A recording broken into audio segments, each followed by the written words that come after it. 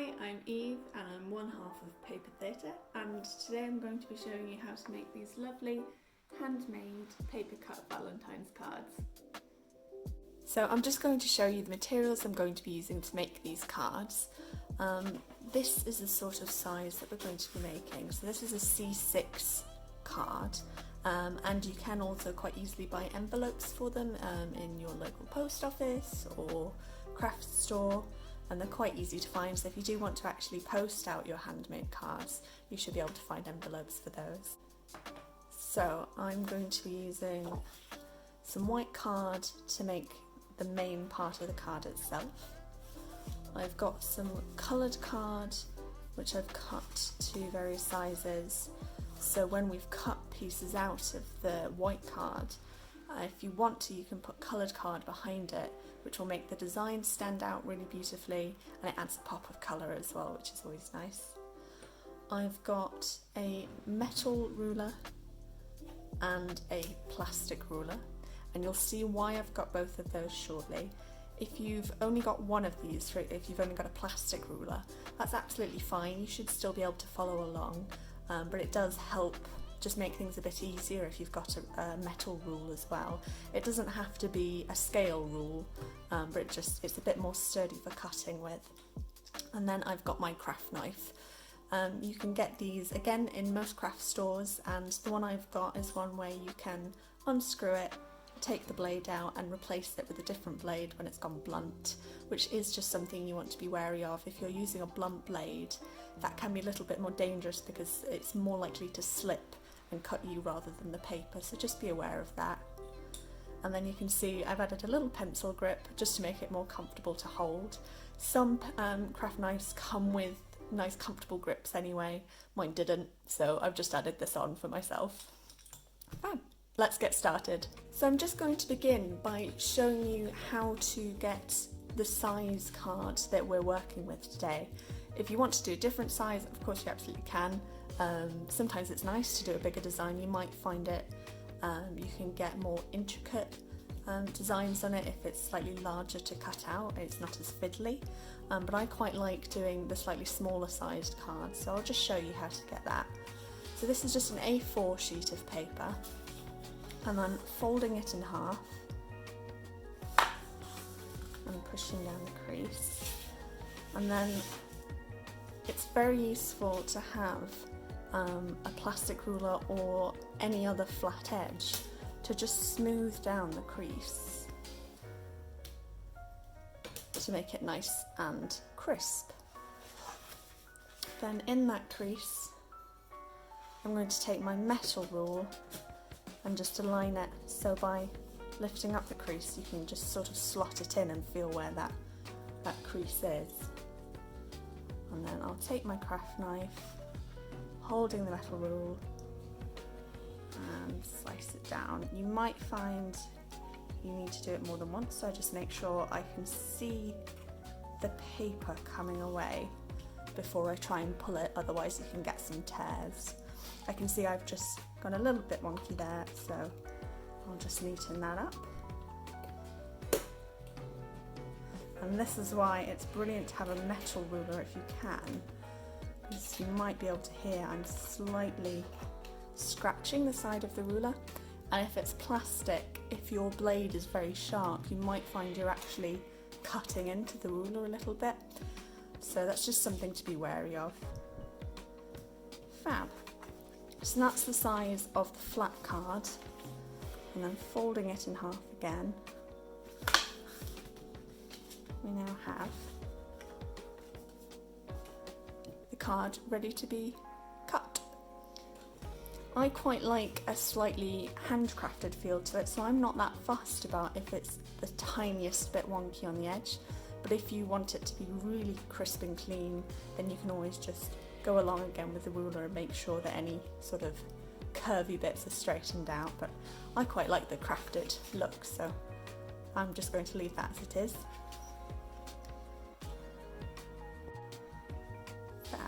So moving on to the card design now, I should have mentioned as well, a pencil's great for this, but So I'm actually going to draw the design on the inside of the card, and the reason for this is if you draw the design on the front side of the card, you might find that when you're cutting it out there's still some pencil lines visible.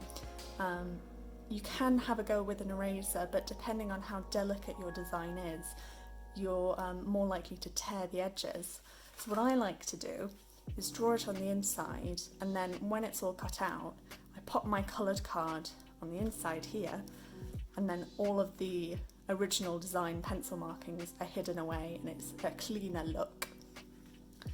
So since this is for Valentine's Day, I'm just going to do a simple heart design to get us started. I'm not going to do any text with this one. Text generally is a bit harder to cut out depending on what kind of font you're using, if you like. So I'll just start with a simple design.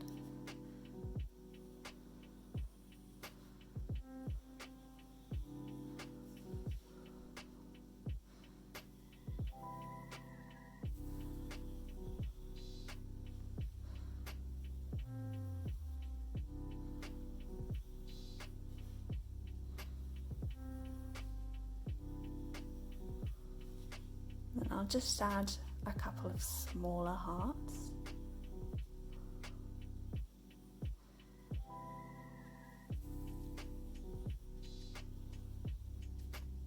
Fab. So you can see that I've just done a very simple line of hearts with a few smaller details. You'll find that with doing paper cut crafts, you can actually have a really beautiful design and it be quite impactful without needing to be overly detailed or complex with it, especially if you find you're struggling to cut out the details. Sometimes it can be nice to just have very fluid shapes or bold shapes and just really enjoy cutting those out instead. So that's what I'm going to do now. I'll start cutting these shapes out. When it comes to curves and shapes, I find that the best technique that works for me is to just take it slow. I don't need to rush any of the cutting, and I will move the blade around and turn my paper, as you can see, at the same time. So I'm not trying to sort of twist my wrist at all, which can make a bit of a wonky line, and I'm instead moving the paper for me to get that nice curve. And I'll come back round the other side.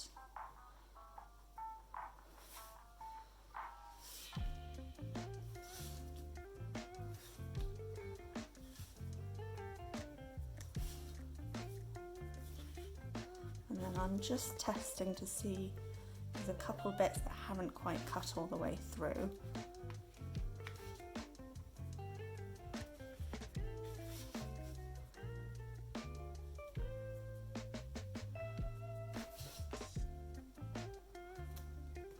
So you can see that coming away.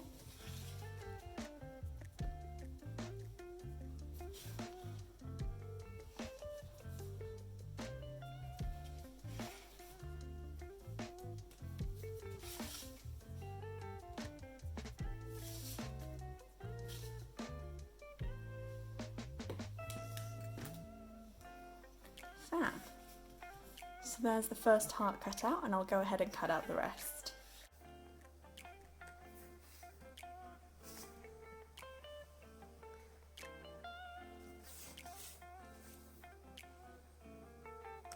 You'll notice that when I'm coming back on the hearts, I'm not starting from up here again, and the reason is, if I was to start up here, because I've already started cutting, it's more likely to snag. So if you do find that when you're trying to cut down a line, the paper is starting to pull because you're putting pressure on it, it can help to try turning your paper around and cutting in the opposite direction, as that's putting tension on a different part of the paper and can help avoid it snagging. It also of course helps to have a nice sharp blade, because that will mean as well you're much less likely to get any tears.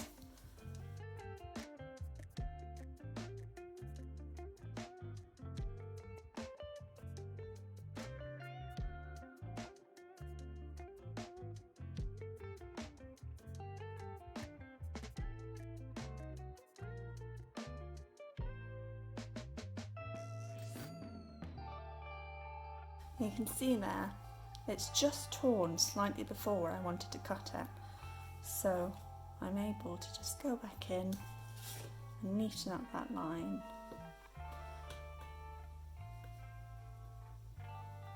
There we go. The nice thing about doing simpler designs as well is if you do go a little bit wrong, then it's a lot easier to fix any mistakes you've made. So for example here, my line's not quite as clean as I would like it to be. So because it's a larger size, I am able to just cut the edges again to make them a bit cleaner. Whereas if you're doing something much smaller, it can be harder to fix any wonky lines or bits that have gone torn if that's happened. So when you're just starting out with paper cutting crafts, it can be a much easier introduction for you to just start out with simpler designs like this.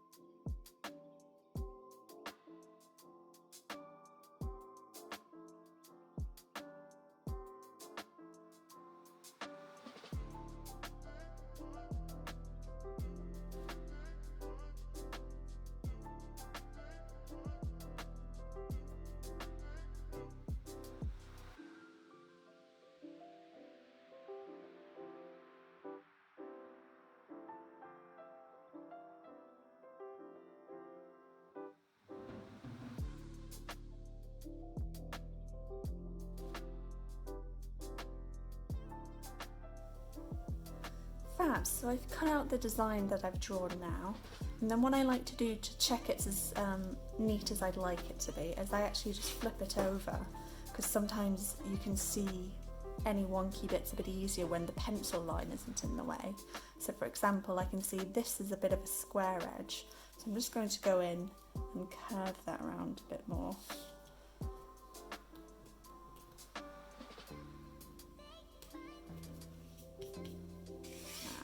And I've just got a little bit of stragglers over here.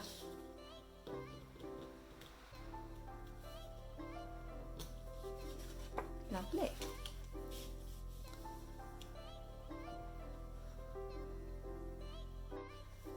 Now, as I mentioned, I've got some coloured cards which I've cut to size in the same way that we did this one, and then where we fold in half, I've just cut it down that crease as well, just the same as before.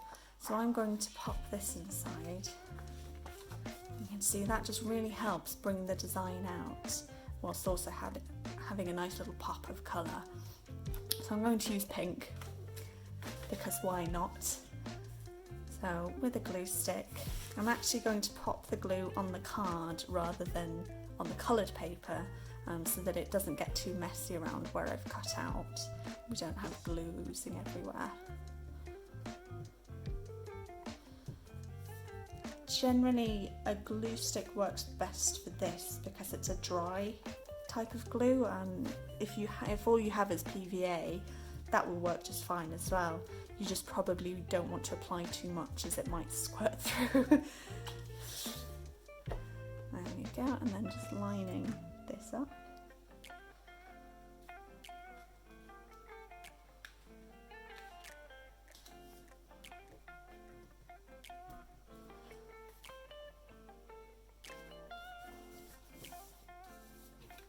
And check from that side. Fab. If you've got a lot more cut out, you might find you do want to put glue around your designs as well. I've not done in this case, because as you can see, it's just giving it a little bit of a gap between the white card and the coloured card, which just adds a little bit more definition rather than sticking it all down, if that makes sense. So I've just glued around the edges.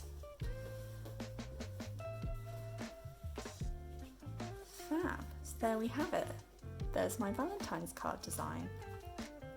And so you've got the nice colour inside, so you can still write on this side. You've got a pop of colour on that side as well. If you wanted to get quite creative, you could also use the bits that we've cut out.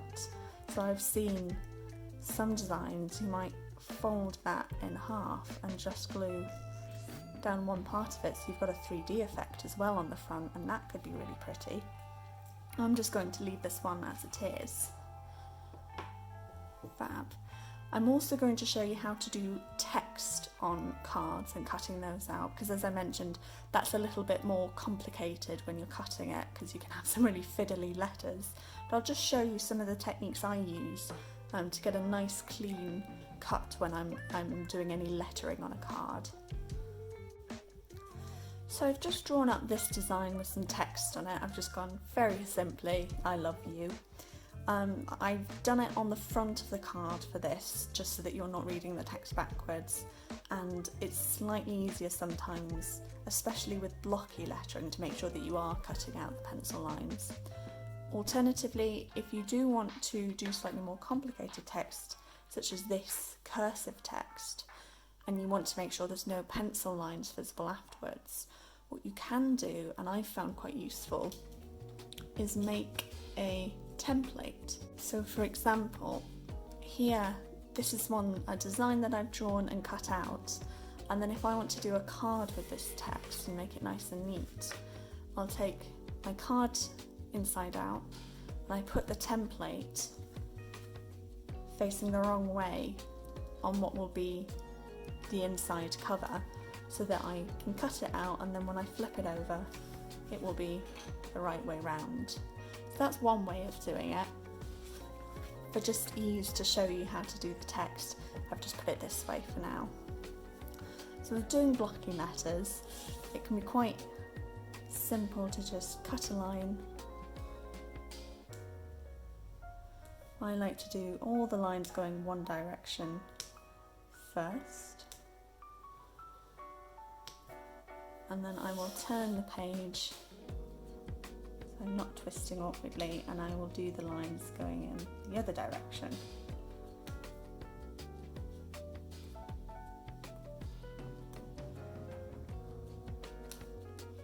And then again, I'm going to just test if there's any bits that haven't quite cut away, so not quite joined up that corner.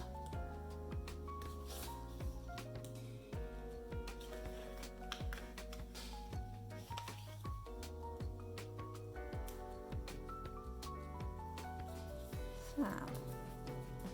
So any letters that you're doing in capital and quite blocky text like this, they quite often form a box shape that you can then just cut in straight lines, and it's actually quite straightforward. So you do the same for these. I've done also the cursive here, and this gets tricky when you have letters like an O or an A or an E, and you want to see the middle of the letter still there. So you can also do blocky letters where you cut out the entire O, A, E, whatever it might be. And that can look quite nice as well. That can be quite a striking font. With this one though, I want it to have that cursive effect. So what I've done is I've left a gap so that the O doesn't quite join up. And I'll show you how I'll cut that out.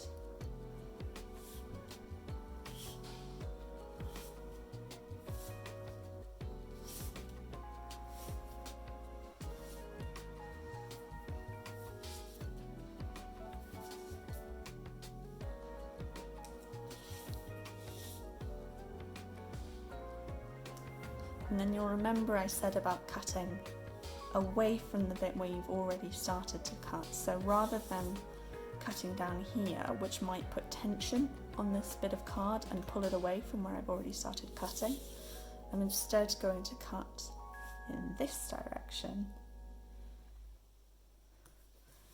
So I'm much less likely to tear the card.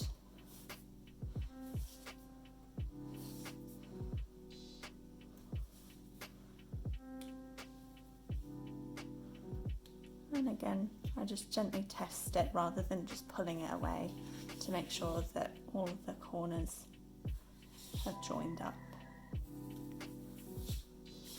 There we go. So that's an O. And the same again here with the E. I've just left a gap here so that that won't be cut out completely.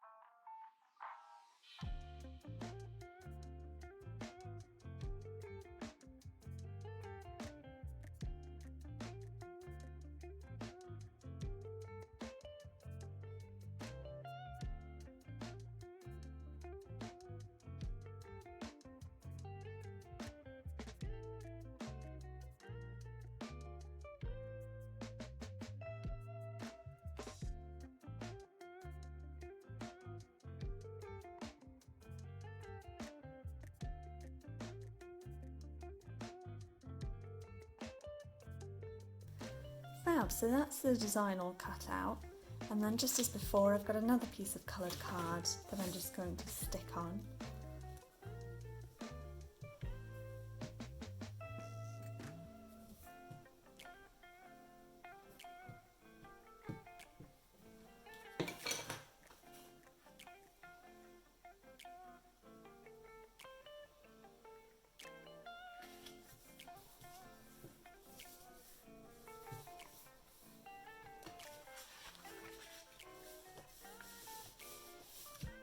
You'll notice I am also just smoothing it down with the card closed, just to make sure that I'm not sticking it in a way that restricts it from opening and closing and pulling the paper awkwardly. So there's my second design.